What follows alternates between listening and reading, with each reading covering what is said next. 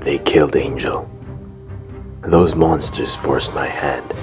I only needed a few human test subjects. Just a few. I then would have been able to perfect the cure for my sister's unknown disease. My plan was simple. The plan was perfect. I would procure prisoners of the worst class for my tests. Murderers, rapists, terrorists. They did not have anything to live for. They did not value life. So why on earth should I value theirs? I only needed approval from my biotechnological community. Once I had been given the green light, any prison would be more than happy to let a few convicts disappear for my purposes. But no! They called me mad. They called me obsessed. They played the unethical and immoral card on me. Never mind that my sister was pure, innocent, and dying from a disease. Never mind that I was this close to finding the cure. Never mind that those convicts essential to my cure's development had no reason to live, no future, unlike my sister. Never mind all that. I was insane. That's all they had to say. I had to find out if my cure could work. Using mice as disease models could only tell me so much. Mice and humans were only alike in so many ways. Angel's disease is a mystery to mankind. Doctors were baffled and stunned by her disease. Working with them, I found that the disease, the virus, exhibited traits that of a retrovirus and an adenovirus. In other words, it spread fast and it stayed put. A 21st century killer, first of its kind. It behaved like a respiratory infection, degrading pulmonary compliance, grade 5 dyspnea, cyanosis, obstruction of the bronchial tubes. The list goes on. The list of sources of pain for Angel goes on and on. Here I am, only able to identify them. I am helpless to stop the disease. Angel was non-responsive to any form of treatment. The doctors and I were just trying to get lucky at that point, trying to cure her by any means necessary. Nothing worked. Nothing. Angel died because I tested the strains 1A and 1B on her. I had no choice.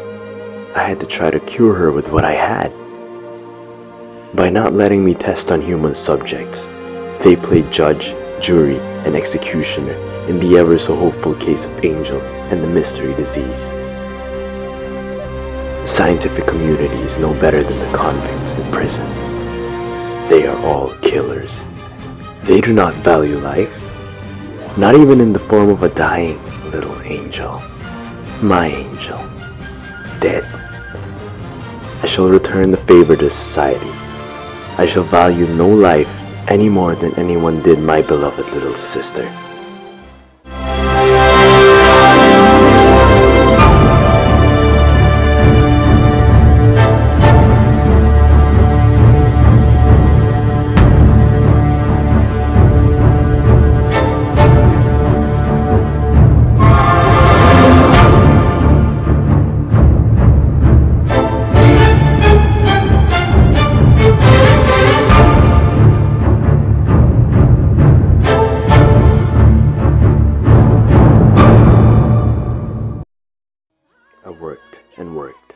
Worked outside of the law in order to get the data I needed.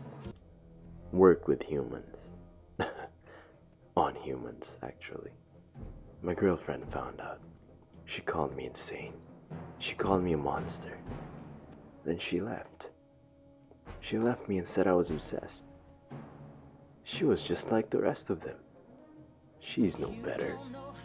As soon as she left me, she ran to the arms of another man. Did not know him. Tried not to care. It hurt to lose her. But I had to go on. I was drawing close to my work's completion. Retribution was at hand.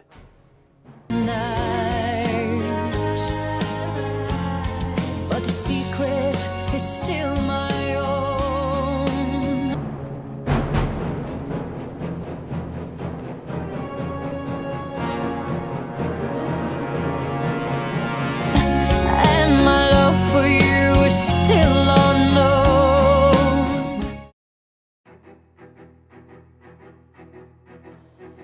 I took samples of Angel's respiratory cells. The disease was not infectious in nature. It would take insertion at a genetic level to infect another being with it, to kill with it. It was the perfect weapon. I applied the concept of the gene gun to it.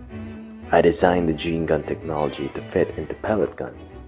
Lightweight, easy to handle, and doesn't trigger metal detectors. The gun is custom fitted with a small container wherein the electrophoresis-like process takes place. At the same time, the gun fires and propels the electrically charged pellet filled with the virus into the target. It bursts upon impact. The virus enters via skin and finds its way into the lungs. I have hyper-accelerated the growth and efficiency of the virus to kill in a matter of minutes. The virus kills only the desired target. Having initially exposed it to their DNA, it responds to the genetic makeup of only the target. I make the victim feel the pain Angel felt. Only this time, the virus is 5 times more painful, 5 times faster. As a weapon, the virus and the manner in which I used it was perfect. There were no fingerprints to be found on the victim, no ballistics test to be done on the bullet left behind, no hair, no blood, no motive, no suspects, no nothing. Forensics and law enforcement poses no threat to my activities. See? Give me what I need, and I can perform biotechnological wonders. Had I this liberty when Angel was still breathing, she would still be breathing now. I was free to act on this killing field called Earth, where life is not valued.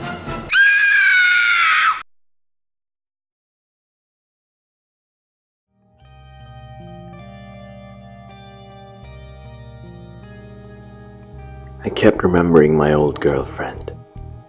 I missed her. I couldn't concentrate properly. Everything was a blur because my mind kept mixing up science and love. I couldn't focus on my job. I couldn't focus on my profession. I couldn't focus on killing. It took a lot of mulling over. However, in time came the answer. There must be no compromising my work. I plotted her death by my virus. She was getting in the way.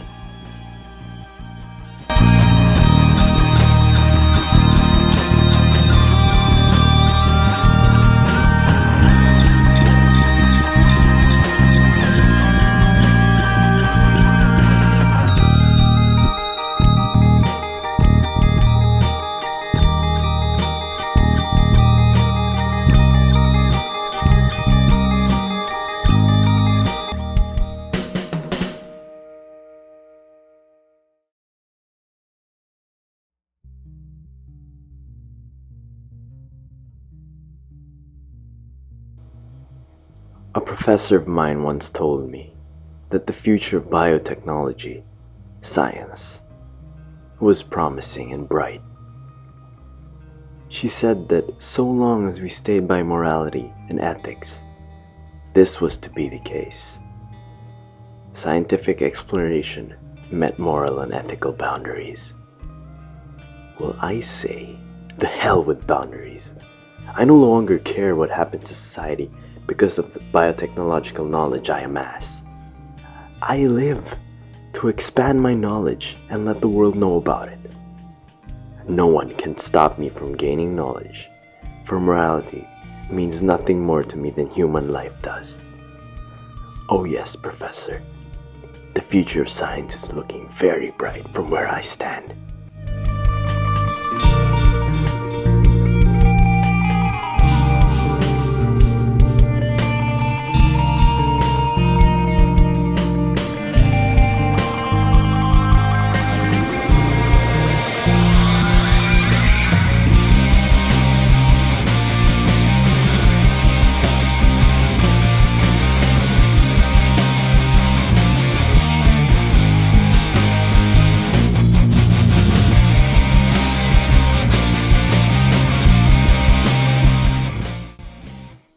This is the future. I am the future, and I welcome you to it.